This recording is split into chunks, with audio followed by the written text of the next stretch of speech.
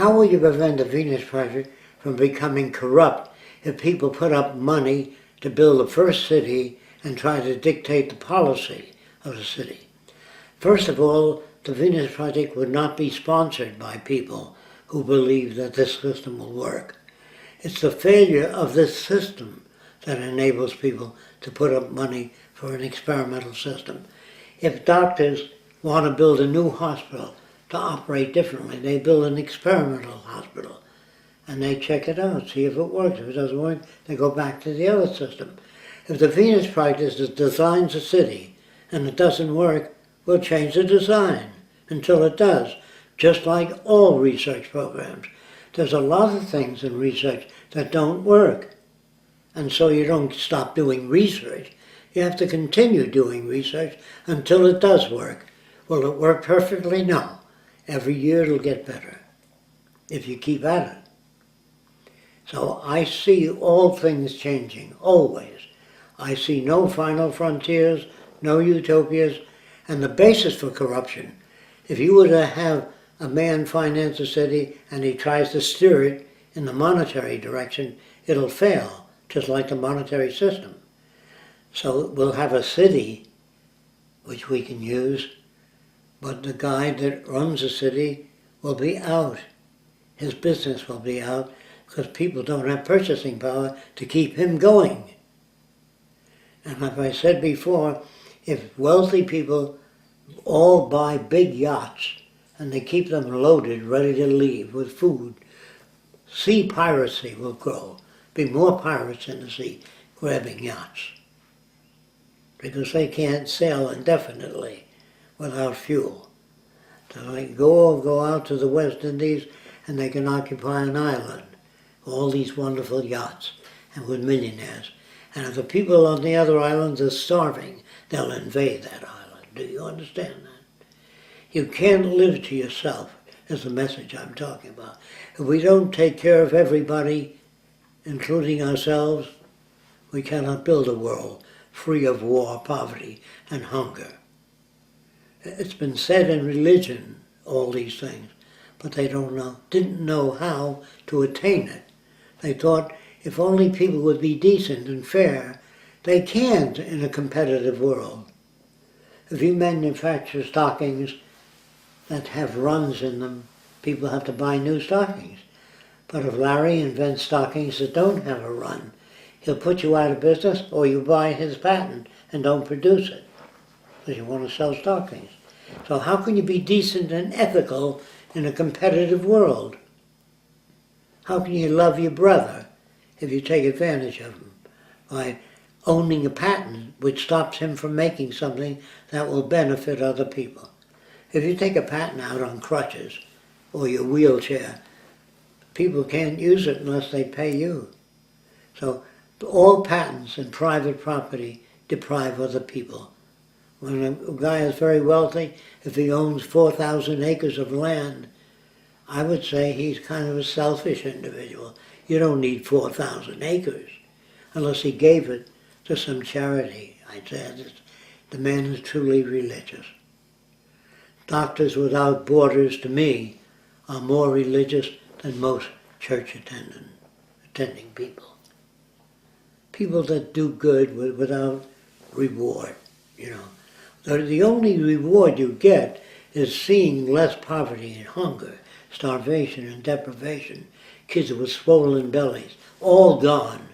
If that doesn't give you incentive, if your only incentive is a money system, then you don't understand human beings, because you owe your own life to the advances made by Edison, Louis Pasteur, and all the other people. You're alive because of them.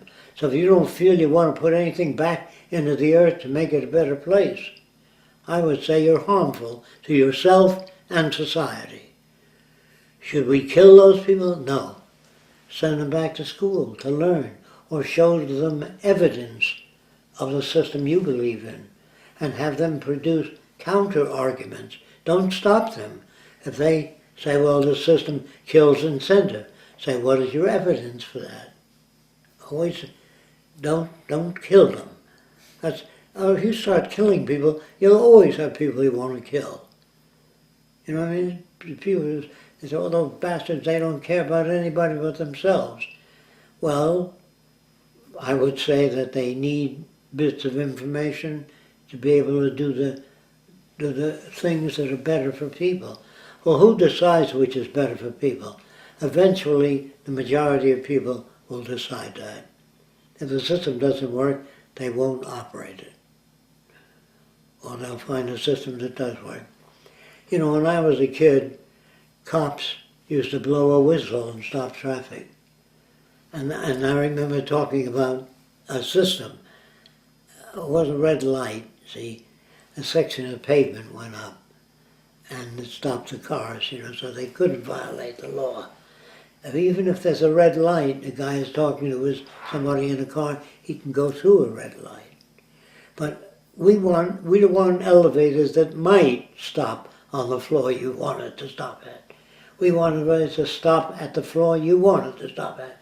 We don't want traffic controlled by a light if the guy isn't watching it. We want traffic controlled by a mechanism in the car. Instead of the red light, the car stops when other cars are passing. And when they cease to pass, then you get the go sign. But don't leave anything up to people. It won't work. Even on an aircraft carrier today, there's a guy that signals the planes to come in. If a plane has a landing gear problem, he's given priority. They tell the other planes to fly around a little till this damaged airplane lands. Nobody makes that decision except the conditions that prevail. Do you understand what that means? If we begin to run out of farmland and the wealthy people or the middle class have difficulty getting food, then a lot of research will be done in hydroponics and ocean farming. But right now you can't get a nickel for ocean farming because it's not that necessary. As long as they're eating, that's your problem. And if you make it your problem, you might kill the wealthy guy for his bank account or kidnap his wife for ransom so that you too can eat. So the system generates predatory behavior where we take advantage of other people. You say, well, that's human nature. That's the way things are today and have always been scarcity. So most people are out to take care of themselves. So if you don't take care of yourself, no one's going to take care of you. And so they make us predatory. The system is like that. But you say, well, I think it's up to each individual. If you really study it, you'll find that each individual is made to conform to the social institutions that exist. If they don't conform, they wind up as vagrants in prison, or they have difficulty getting a job if they don't conform. So you're pressed by many different forces to conform. If you walked around without any clothing, because you don't believe in clothing, you'll be picked up and arrested, put in jail. If you continue to do that, you might be put in a mental hospital. But it isn't a free country. Nothing is free. In a free country, you're free to make your own decisions. You never make your own decisions.